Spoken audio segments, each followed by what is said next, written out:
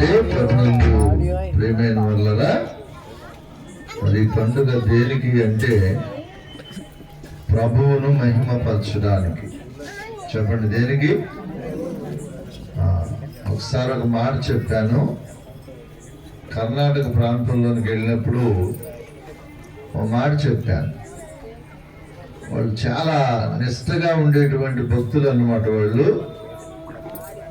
ప్రతి మరి సంగతిని కూడా వారు ఏం చేస్తారంటే విచారించి జరిగిస్తూ ఉంటారు. వాళ్ళు ఒక పాస్టర్ గారి పేరు డేవిడ్ రాజు గారు.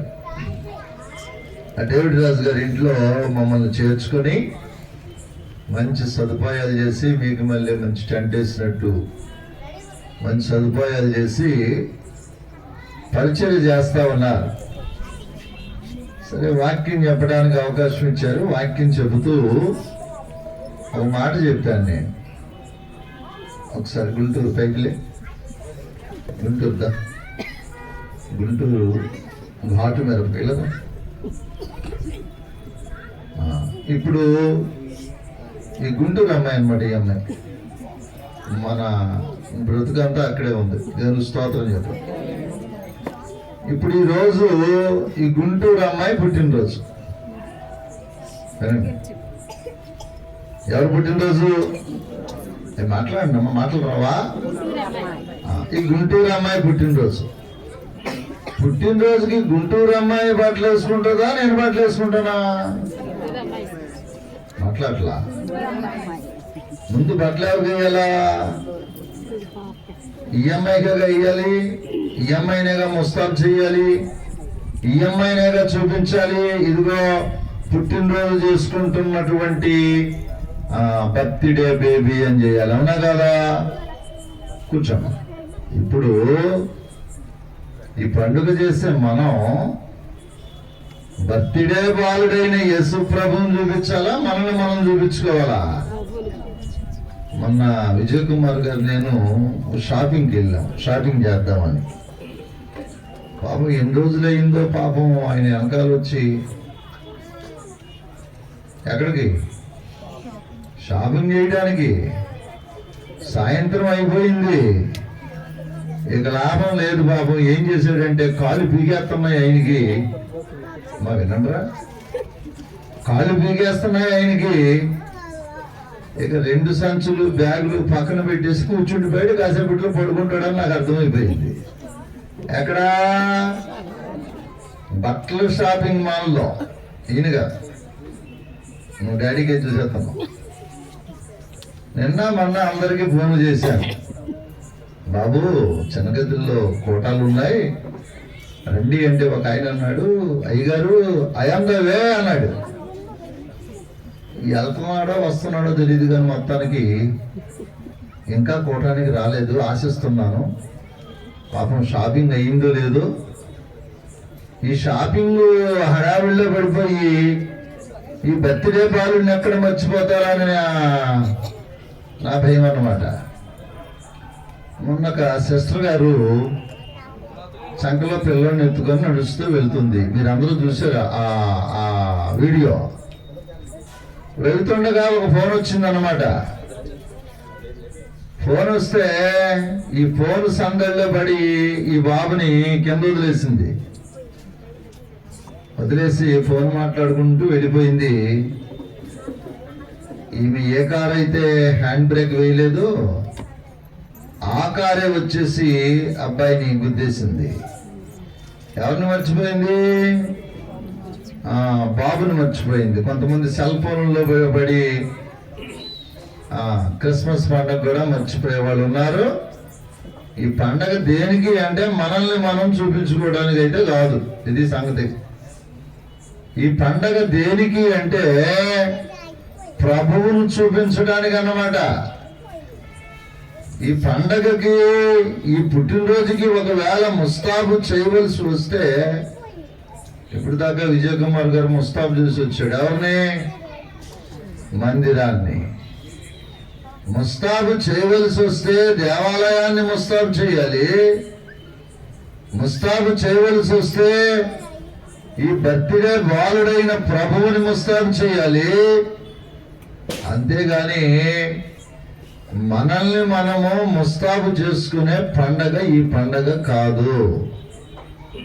అందుకే దేవదూతలైన వారు పరలోకం నుండి వచ్చి వారు చెప్పిన మాట ఏంటంటే, వ్రాసిన మాట ఏంటంటే, ప్రభువు మహిమ వారి చుట్టూ ప్రకాశించినందున. చెప్పండి, ఎవరి చుట్టూ? గొర్రెల కాపరుల చుట్టూ ఎవరి మహిమ ప్రకాశించిందంట? ప్రభువు యొక్క మహిమ ప్రకాశించింది. అంటే ఈ పండుగ ఉద్దేశం ఏంటంటే ప్రభువుకే మహిమ రావాలి. ఈ కూడిక ద్వారా ఎవరికి మహిమ అంటే ప్రభువుకే మహిమ. ఈ వర్తమానం ద్వారా ఇమ్మానుయేలుకు గొప్ప వర్తమానీకుడని తెలియచేయడానికి కాదు ఈ వర్తమానం. దేవునికి మహిమ కలుగునట్లుగా ఈ రాత్రి పరిశుద్ధాత్మ దేవుడు తన వర్తమానాన్ని వినిపింప చేయాలి. దేవుని లేఖనంలో రాసిన మాట ఏంటంటే ప్రభువు యొక్క మహిమ అని రాశారు. ఈ మాటను అపోస్తలుడైనటువంటి భక్త పౌలు హెబ్రీయులకు రాసినటువంటి పత్రిక మనము ఒక్కసారి తెరిచి పరిశీలన చేద్దాం. హెబ్రీయులకు రాసిన పత్రిక 1వ అధ్యాయము 3వ వచనాన్ని చదువుదాం. ఏంటంట? యేసు ప్రభువు ఎవరు అంటే, మీరు ఆ ఒక్క వచనం దగ్గర ఉంటే చాలు, ఈరోజు కథ కంచికి వెళ్ళిపోతుంది.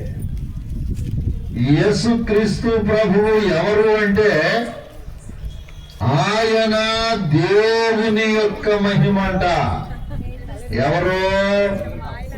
యేసు క్రీస్తు ప్రభువు.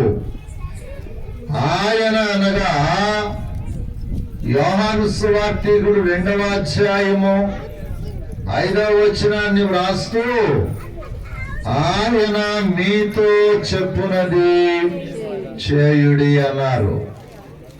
ఇప్పుడు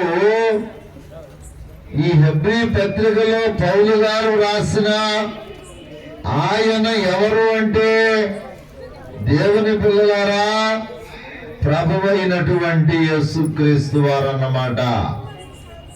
యేసుక్రీస్తు ప్రభు ఎవరు అంటే దేవుని యొక్క మహిమంట. దేవుని పిల్లలారా, దేవుడు ఒక కార్యం చేశాడు అనుకో, అది మన శక్తి చేత, మన యుక్తి చేత, మన భక్తి చేత జరిగిన కార్యం కాదు.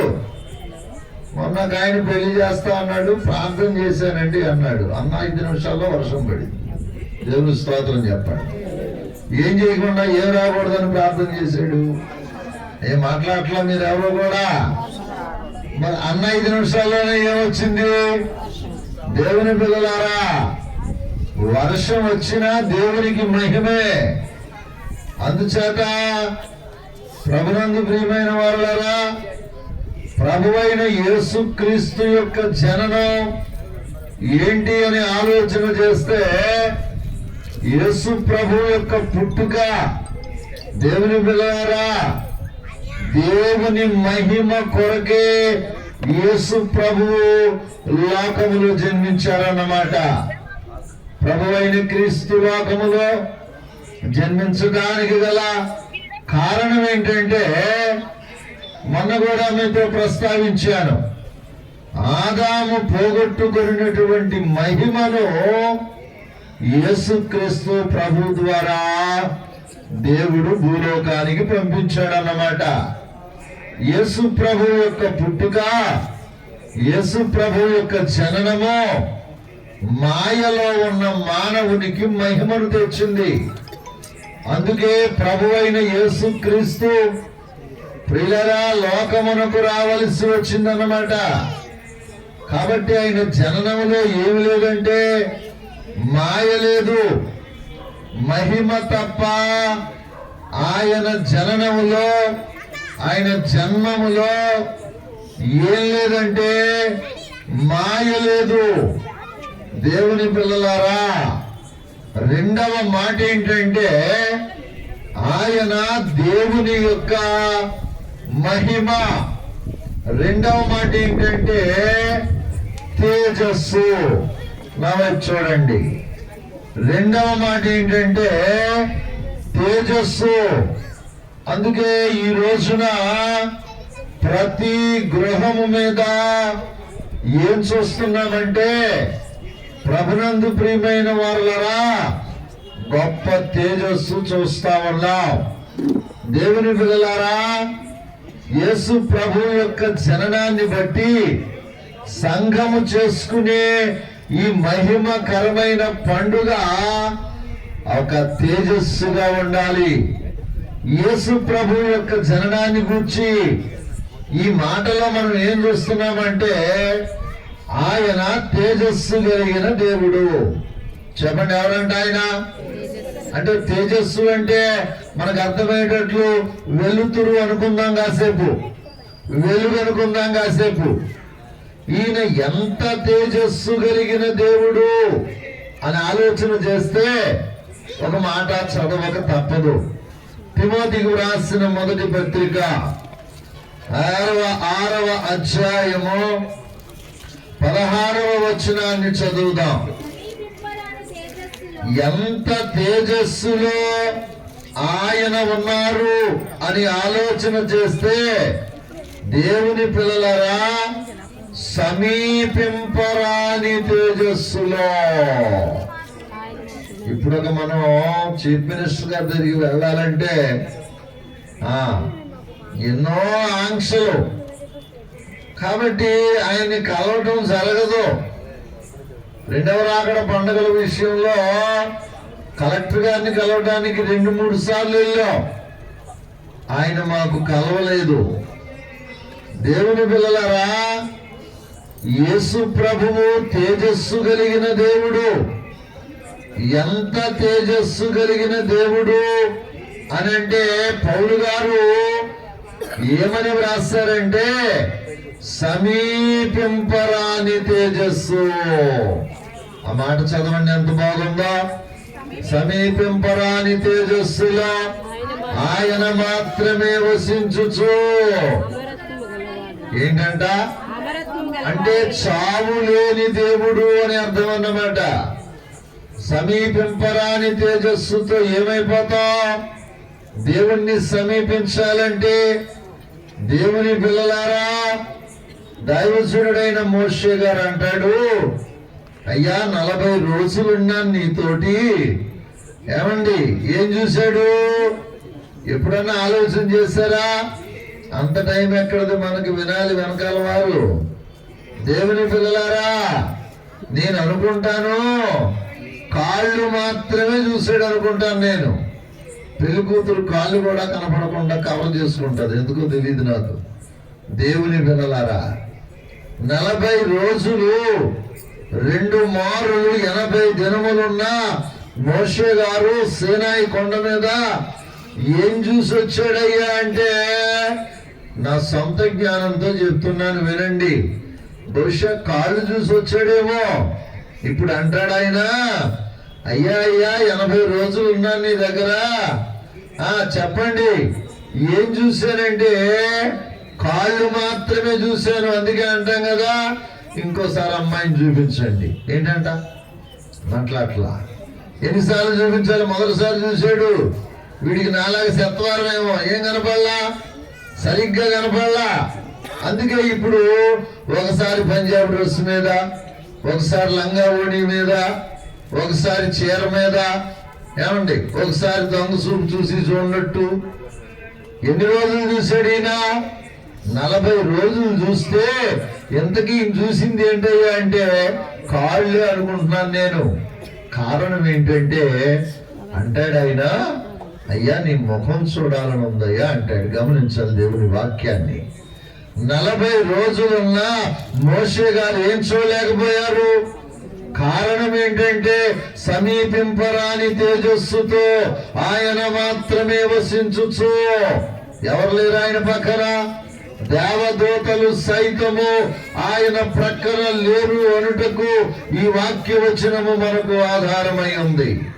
దేవుని పిల్లలారా, ఆయన మాత్రమే వసించుచున్నాడు. మరి దేవదూతలు ఆయనను చూడలేక యెషయా గ్రంథము 6వ అధ్యాయము 2వ వచనాన్ని చదువుదాం వేగంగా. యెషయా గ్రంథం 6వ అధ్యాయము. ఎవరికి పైగా? ఎలాగ అర్థమైంది మీకు ఈ మాట? మాట్లాడాలి. ఆయనకు పైగా అంటే ఎవరికి పైగా? మాట్లాడట్లా మీరు? వాక్యం చదివే దేనికి? అర్థం అవడానికి కదా. ఇప్పుడు చెప్పండి, మీరు పైన ఉన్నట్ట, నేను పైన ఉన్నట్ట? ఎలాగవుతుంది? అందరూ సమానంగానే ఒకటే స్లాబ్ మీద కూర్చున్నాగా. సరే, ఇప్పుడు మనం చర్చిలోకి వెళ్దాం. ఒకసారి చర్చిలోకి వెళ్దాం. నంబర్ లేచి వెళ్ళిపోవాలి. చర్చిలోకి వెళ్ళడం అంటే ఇప్పుడు బాల్కనీ ఉంది. బాల్కనీ ఎత్తుగా ఉందా? నేను కూర్చునే స్థలం ఎత్తుగా ఉందా? మరి బాల్కనీ ఎత్తుగా ఉందిగా. ఇప్పుడు పాదిరి గారు ఎత్తులో కూర్చున్నట్ట, మీరు ఎత్తులో కూర్చున్నట్ట? అర్థం కావట్లేదా? ఏమండి, మీరు ఎత్తులో కూర్చున్నట్టు అంటే ఇప్పుడు దేవుని కంటే దేవదూతలు ఎత్తులో ఉన్నారని అది అర్థం కాదు. కాదు పిల్లరా, ఆయనకు పైగా అంటే ప్రభువేమో దేవదూత లోకములో ఉన్నారు, దేవలోకములో ఉన్నారు. ఆయన దేవదూతలేమో దేవలోకము కంటే క్రింది భాగమైనటువంటి దేవదూతల లోకములో ఉన్న వారు ప్రభువుని ఆరాధించే విధానం రాశాడు యెషయా గ్రంథకర్త. మొన్నగాయన ఈ ఈ ఈ వచనం మీద ఒక కౌంటర్ వేశాడు విశాఖపట్నంలోనే. వెయిట్ చేస్తా ఉన్నా, ఎప్పుడు ఆయన మనకు మరి తటస్థిస్తాడా, ఎప్పుడు ముఖాముఖిగా ఆయన్ని కలుసుకొని మాట్లాడతానా అని వెయిట్ చేస్తా ఉన్నాను.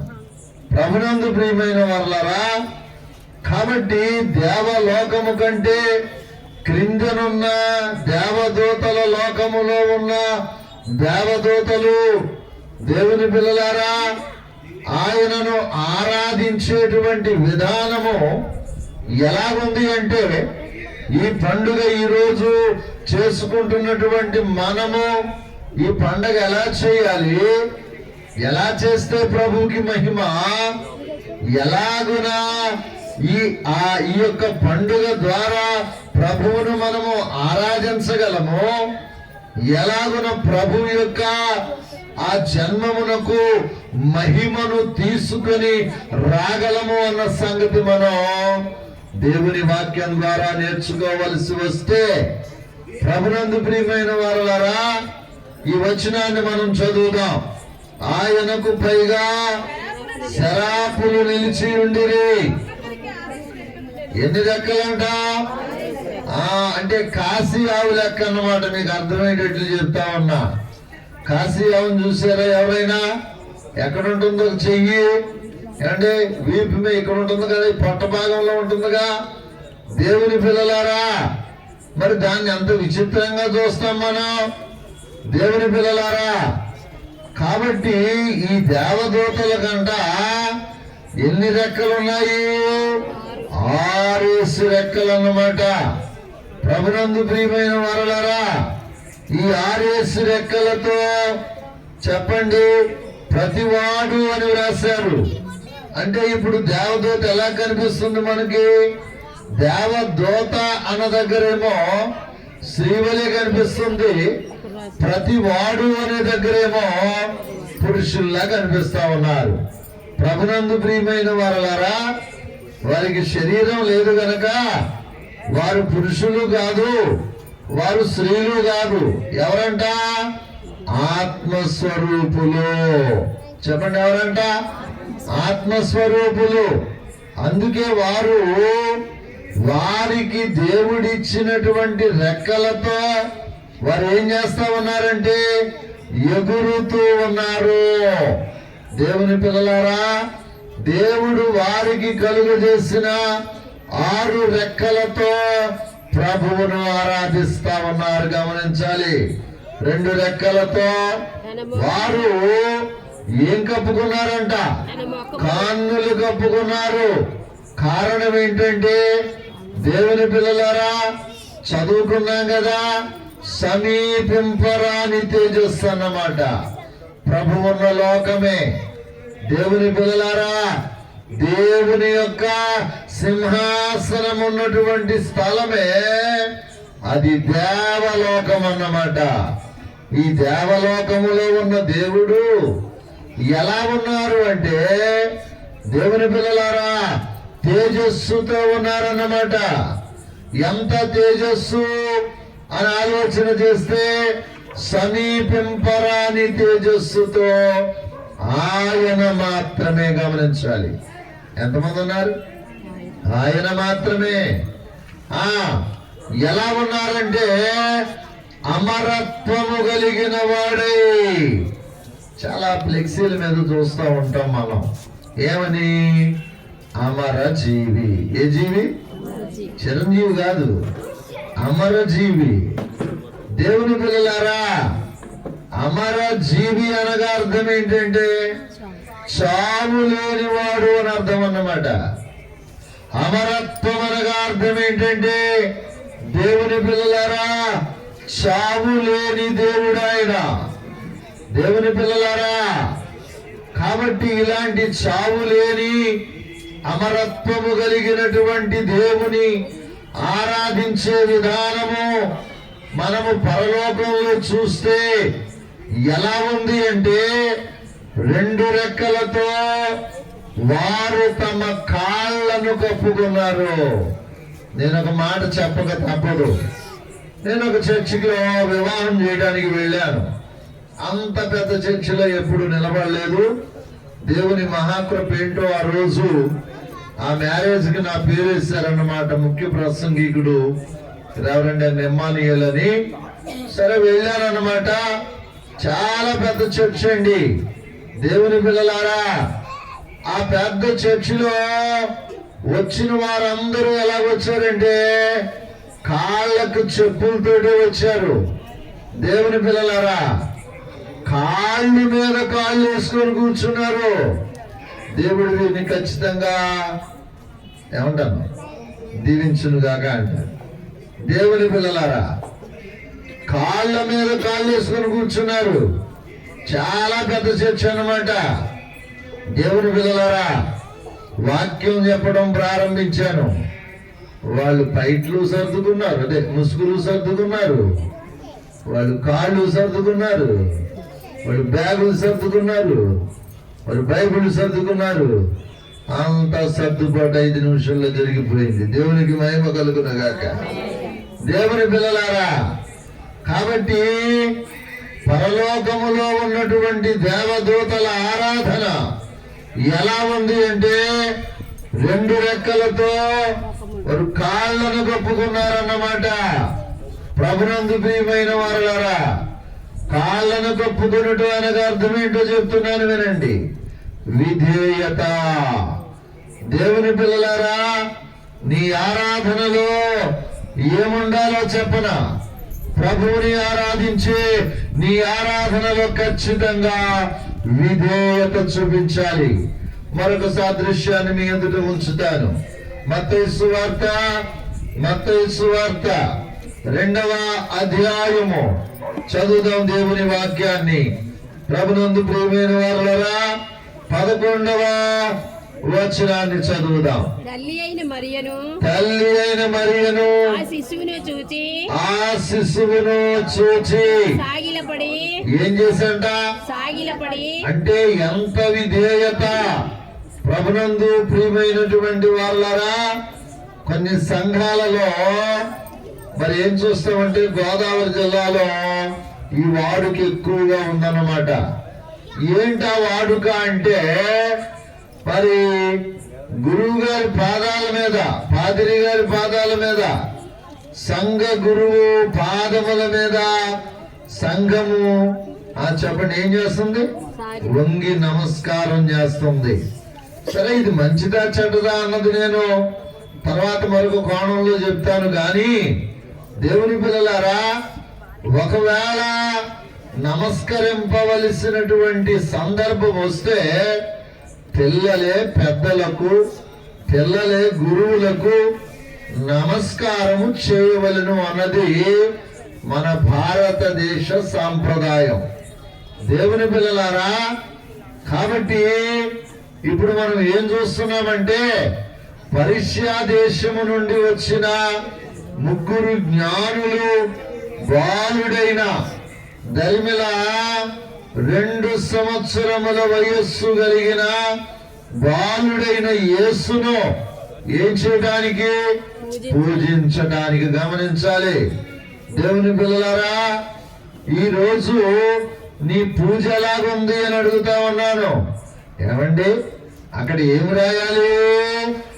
ఏం రాయాలి? వారు సాష్టాంగ పడి చెప్పండి ఏం చేశారు అని రాయాలి. రైట్, ఆరాధించారు అని రాయాలి. దేవుని పిల్లలారా, ఏమని రాశారు? ఏమని రాశారు? పూజించిరి అని రాశారు. ఆరాధించిరి అని వ్రాయవలసిన మాటకు బదులు పూజించిరి అని వ్రాయటానికి గల కారణం చెప్తున్నాను, వినండి. దేవుని పిల్లలారా, ఈ మాటను బట్టి దేవుని పిల్లలారా గమనించవలసిన సంగతి ఏంటంటే, వచ్చిన వారు ఖచ్చితంగా దేవుని ప్రజలు కాదు అని అర్థమైంది. ఎవరు కాదు? వచ్చిన వారు ఎవరు కాదు? దేవుని ప్రజలు కాదు.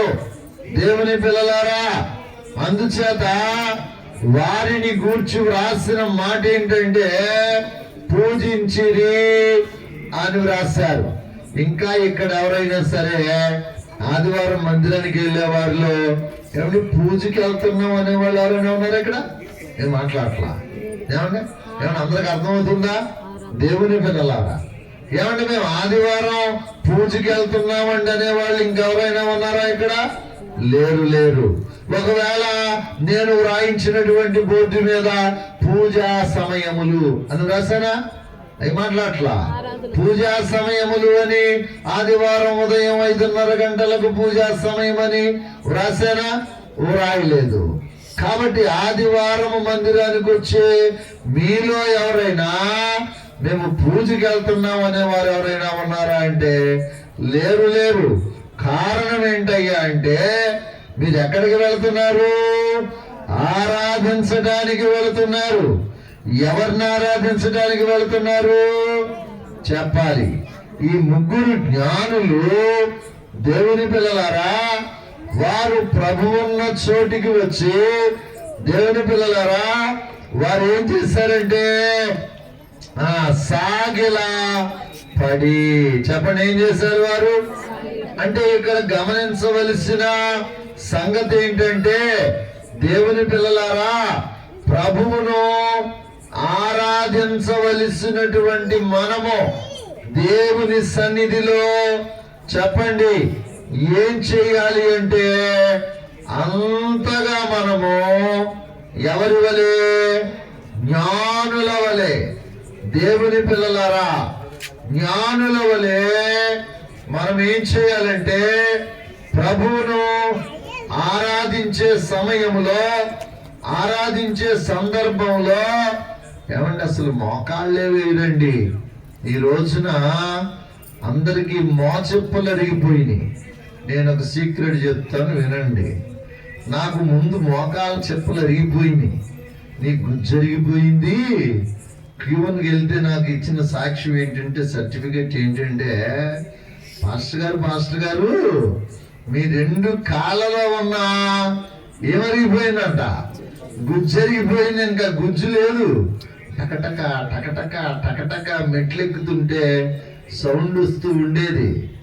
ఈ ప్రక్కన ఆపరేషన్ అయ్యాక నా 2 మోకాళ్ళు సెట్ అయిపోయినాయి. దేవునికి స్తోత్రం చెప్పండి, గట్టిగా చెప్పండి. ప్రభునందు ప్రియమైన వారలారా, మోకాళ్ళు వేయలేకపోతున్నారు చాలా మంది. గుజ్జు లేని వాళ్ళు వీళ్ళు. ఏం లేదు వాళ్ళకి, గుజ్జు లేదన్నమాట. బుజ్జిగా ఉంటారు కానీ గుజ్జు లేని వాళ్ళు అన్నమాట వీళ్ళు.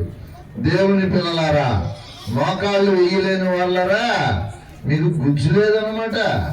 కాబట్టి గమనిస్తే వారు ఏం చేశారంటే సాష్టాంగ నమస్కారము చేశారు. ప్రభువుని ఆరాధించవలసిన విధానం నేర్చుకోవాలి మనం. ఎన్ని సంవత్సరాలైంది ఈ పండుగను మొదలుపెట్టి? ఎన్ని సంవత్సరాల నుంచి ఈ పండుగ చేస్తున్నావు నీ జీవితంలో? దేవుని పిల్లలారా, ఇంకా ప్రభువుని ఆరాధించే విధానం నీ బ్రతుకులోకి రాలేదు. ఇంకా ప్రభువుని ఎలాగనో స్తుతించాలో నీ జీవితంలో నువ్వు నేర్చుకోలేదు. పేరుకు మాత్రం పండగ చేస్తున్నాం. మిమ్మల్ని కాదు, అంత సీరియస్ గా చూస్తున్నాం. పేరుకు మాత్రం ఏం చేస్తున్నాం? పండగ చేస్తున్నారు ఈ రోజున.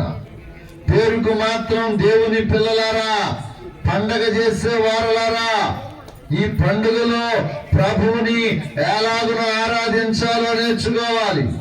ప్రభువు కొరకు నీవెంత తగ్గిపోవాలో దేవుని పిల్లలారా అంతగా తగ్గిపోవాలన్నమాట. సమీపింపరాని తేజస్సులో నివసించేటువంటి అమరత్వము కలిగినటువంటి దేవుడు దేవుని పిల్లలారా ఎక్కడికి వచ్చేసాడో తెలుసా? మానవుల మధ్యకు వచ్చేసాడు అన్నమాట. మానవ చేతులలోనికి వచ్చేసాడు. ఇప్పుడు మరియమ్మ ఎత్తుకుంటుంది, యోసేపు ఎత్తుకుంటున్నాడు. గమనించినట్లయితే సుమియోను ఎత్తుకున్నాడు, అన్నం ఎత్తుకుంది. దేవుని పిల్లలారా, ఎలాంటి దేవుడు, ఎంత గొప్ప దేవుడు! ప్రభునందు ప్రియమైన వారలారా, సమీపించడానికే భయపడేటువంటి మహా తేజస్సు కలిగినటువంటి దేవుడు ఈ రోజున మానవాళి కొరకు, నీ కొరకు, నా కొరకు ఆయన ఏమైపోయాడంటే మట్టి శరీరాన్ని దాల్చాడన్నమాట. మట్టి ముద్దయిపోయాడు. దేవుని పిల్లలారా, తగ్గించుకోవటం అనగా యేసుక్రీస్తు ప్రభువే సకల మానవాళికి మాదిరి చూపించాడు ఆయన.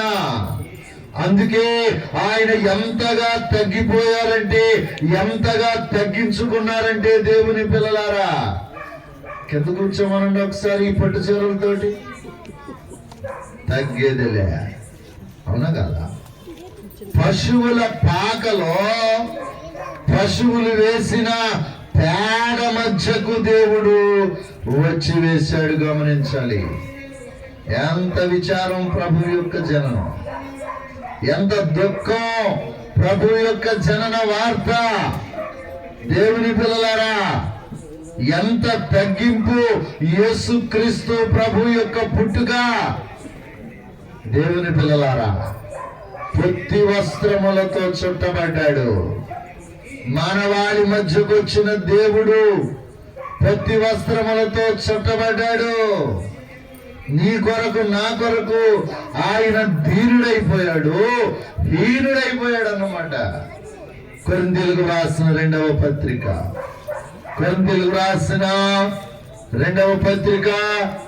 8వ అధ్యాయము 9వ వచనం అనుకుంటున్నాను, చదువుదాం.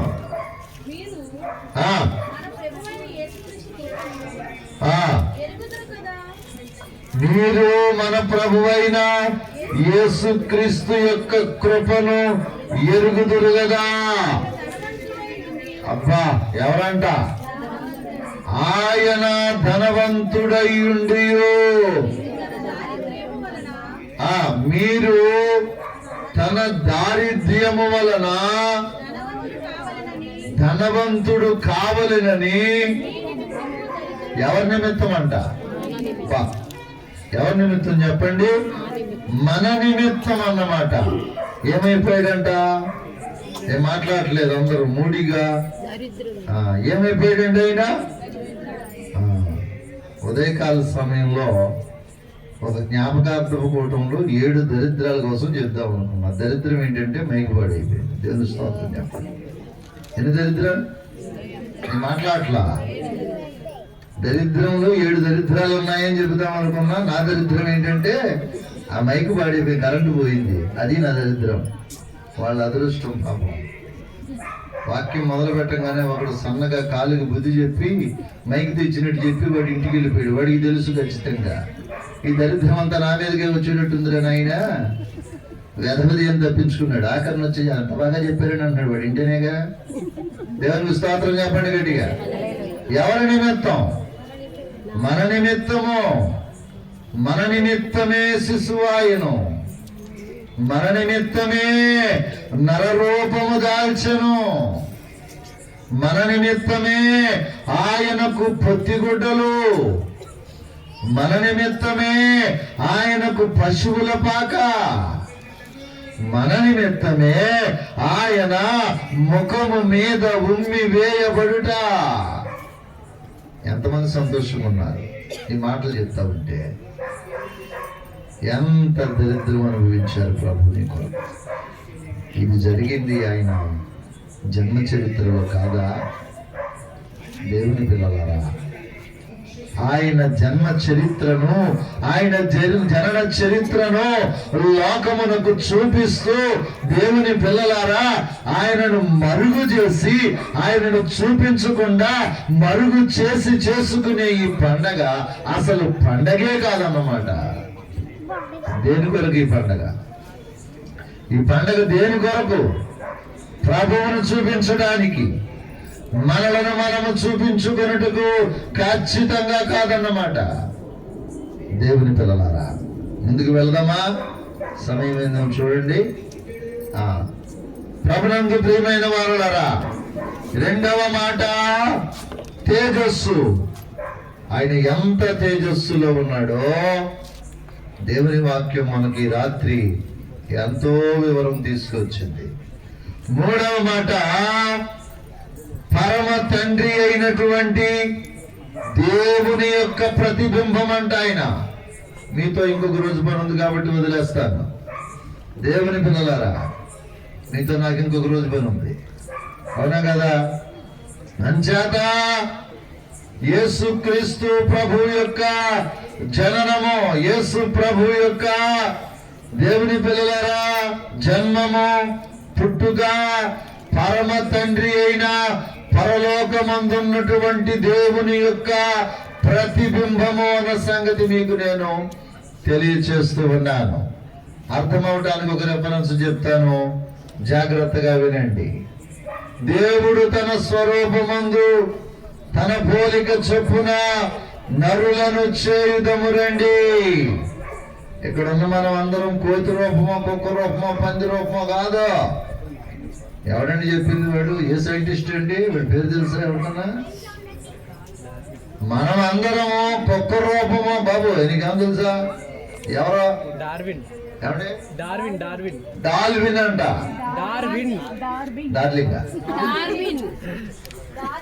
డార్విన్. Okay, right. డార్విన్. ఆ డార్విన్ చెప్పాడంట ఏమని? మనం కుక్క రూపం అంట, కోతి రూపం అంట. దేవుని పిల్లలారా, మనం కోతి రూపం కాదు, దేవుని స్వరూపము మానవుడు. ఆయన ప్రతిబింబం యేసుక్రీస్తు. ఎవరి ప్రతిబింబము అంటే దేవుని పిల్లలారా, పరలోకమందున్నటువంటి తండ్రి అయిన దేవుని యొక్క ప్రతిబింబము. సంఘం ఎవరో చెప్తున్నాను వినండి. కుమారుడైన యేసుక్రీస్తు ప్రభువు పరమందున్నటువంటి తండ్రి అయిన దేవుని యొక్క ప్రతిబింబం అయితే ఆయన కల్వరి శిలువ రక్తములో కడగబడిన సంఘము. ఈ పండుగ చేసుకునే సంఘము ఎవరు అంటే ప్రభువు యొక్క ప్రతిబింబం అన్నమాట. పరమగీత గ్రంథము 6వ అధ్యాయము 10వ వచనం చదివి ముగించుకుందాం. మిగిలిన 4 మాటలు రేపు చెప్తాను. సంధ్యారాగము. చూపట్టు రాగమా? ఒక ఆయన ఆవేశంగా మైకుచ్చుకున్నాను, నా రాగంతో పాడతానన్నాడంట. మాట్లాడలా ఏమన్నాడంట? సీఎం కుమార్ గారికి అంత సీరియస్ చూస్తున్నాను నువ్వట్రా ఉదయం తినేసానులేండి. నా రోగంతో పడతానన్నాడంట. పాప ఆయన ఒంట్లో బాగోలేదు అనుకుంటే అందుకే అలాగని ఉంటాడు. చదవమా. సంధ్యారాగము చూపట్టుచు చంద్రబింబమంతా. చూసారండి ఏ బింబం అంట? దేవుని పిల్లలారా, తండ్రి అయినటువంటి దేవుని ప్రతిబింబము కుమారుడైన యేసుక్రీస్తు ప్రభు అయితే, కుమారుడైన యేసుక్రీస్తు ప్రభు యొక్క రక్తములో కడుగబడినటువంటి ఈ కన్యక చంద్రబింబమంతా అందము గలదంట. మనం చెప్పాను కదా, రామబాబు గారి ఇంటి దగ్గర ఏం చెప్పాను?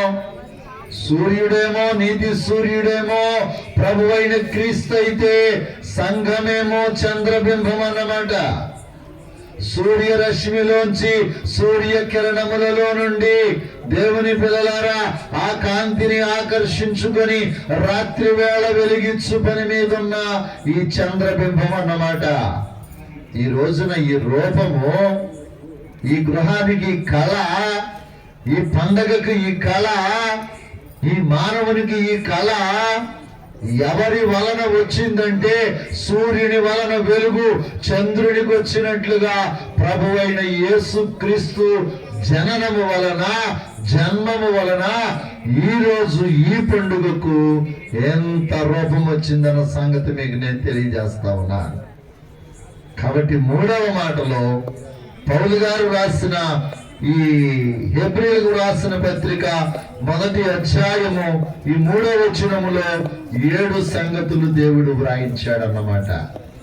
దేవుని పిల్లలారా, మొట్టమొదటి మాట ఏంటి చెప్పండి? దేవుని యొక్క మహిమ.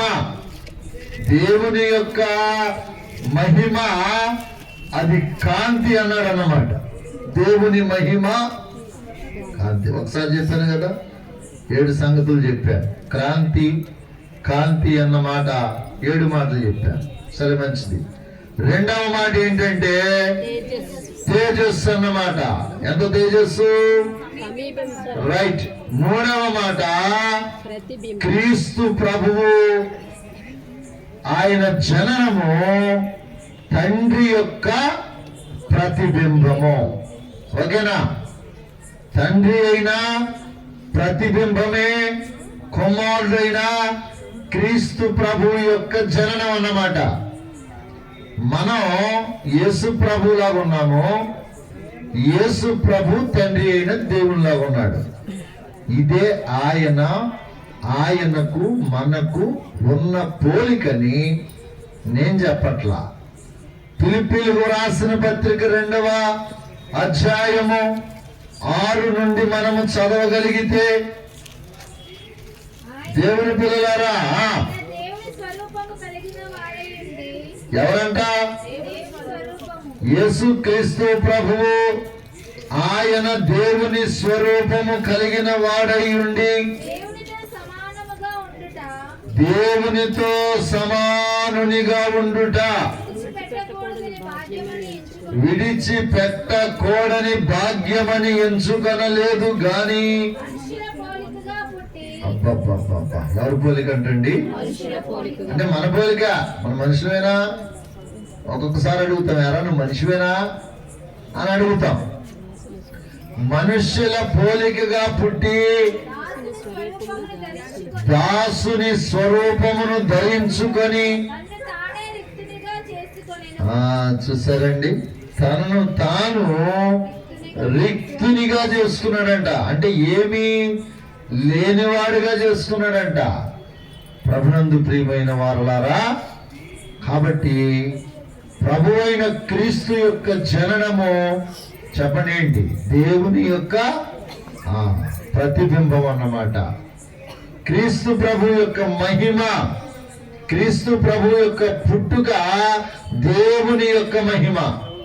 2వది యేసు ప్రభు యొక్క జననము తండ్రి అయిన దేవుని తేజస్సు. 3వది యేసుక్రీస్తు ప్రభు యొక్క రూపము పరలోకపు తండ్రి యొక్క ప్రతిబింబము. కాబట్టి తండ్రి అయిన దేవుని ప్రతిబింబము, కుమారుడైన ప్రభువులోనికి వచ్చినట్లుగా కుమారుడైన ప్రభు యొక్క ఆ రూపము, ఆ ప్రతిబింబము సంఘములోనికి వచ్చిందన్నమాట. అందుకే మనం ఈ పండుగ చేయాలి. దేవుని స్తోత్రం చెప్పండి, గట్టిగా చెప్పాలి. అందుచేత మరి ఈ పండుగ ద్వారా దేవునికే మహిమ. మరి ప్రతి సంవత్సరం కూడా కరోనాలో కూడా ఆఫ్ చేయలేదు మనం, రైట్? కరోనాలో కూడా ఈ ప్రాంతంలో ఈ సువార్త కూడికను ఆఫ్ చేయాల. కారణం ఏంటంటే అందరికీ సువార్త అందాలి. అందరూ యేసు ప్రభు యొక్క మహిమను గూర్చి వారికి తెలియాలన్నది ఈ గృహస్థుల యొక్క ఉద్దేశం అన్నమాట. అందుకే మరి పండుగ అంటే మరి దేవుని పిల్లలారా అన్ని విధాలుగా ఆర్థికంగా శారీరకంగా కూడా మనం కొంచెం శ్రమ పడాలి. ఈ శ్రమ మిమ్మల్ని ఏం చేస్తుందంటే ఈ మహిమలో నుండి అధిక మహిమలోనికి తీసుకొని వెళుతుంది. కాబట్టి ఈ పండుగ ద్వారా దేవునికే మహిమ, మరి మనకేంటి గొప్ప ఆశీర్వాదం అన్నమాట. గొల్లలకు వచ్చిన ఆశీర్వాదం, జ్ఞానులకు వచ్చిన ఆశీర్వాదం, సుమియోనికి వచ్చిన ఆశీర్వాదం, అన్నమ్మకు వచ్చిన ఆశీర్వాదం, ఇలాంటి ఆశీర్వాదాలన్నీ మనము మూట కట్టుకోవడానికి ఈ పండుగలోనికి వచ్చాం. దేవుని పిల్లలారా, మిగిలిన భాగం రేపు తెలియజేస్తాను. ఇక్కడే కూటం ఉంటుంది. మరి 5 గంటలకు ఉంటుందండి కూటం. రేపు కూడా 7 గంటలకల్లా ముగించేస్తాం. మరలా నేను వేరే చోటకు వెళ్ళాలి. ఉదయకాల సమయంలో జరగవలసిన కూటం అండి ఇది. నాకు ఉదయకాల సమయంలో పరవాళ్ళలో మిషన్ ప్రార్థన ఉన్నది కనుక మరి రిక్వెస్ట్ చేసి హేమాను దీన్ని సాయంకాలానికి మార్చడం అయ్యింది. అంచేత మీరు 5 గంటలకల్లా వస్తే నేను పరవాడ నుంచి డైరెక్ట్గా ఇక్కడికి వచ్చేస్తాను, ఇంటికి కూడా వెళ్ళను. కాబట్టి 5 నుంచి 7 వరకు కూటం అయిపోయిన తర్వాత మరి ప్రేమ విందు ఉంటుంది. దేవుని పిల్లలారా, కాబట్టి గమనించాలి. ఈ ప్రకటన మరి చాలా ప్రయాసపడి వారం రోజులు బట్టి వస్తా ఉన్నారు. మీ ప్రయాస దేవుడు ఉంచుకోడు. ఖచ్చితంగా దేవుడు మిమ్మల్ని మీ ప్రయాసకు తగినట్లుగా ప్రతిఫలం ఇస్తాడు. దేవుడి మాటలు దీవించును గాక. ఆమేన్. మీ అందరికీ నా మరణాత మరణాత. చలి ఎక్కువగా ఉంది, ఏమో తెలిసిపోయారు లేదా? మరి ఏమి ఎందుకు తెలుసు? ఎలా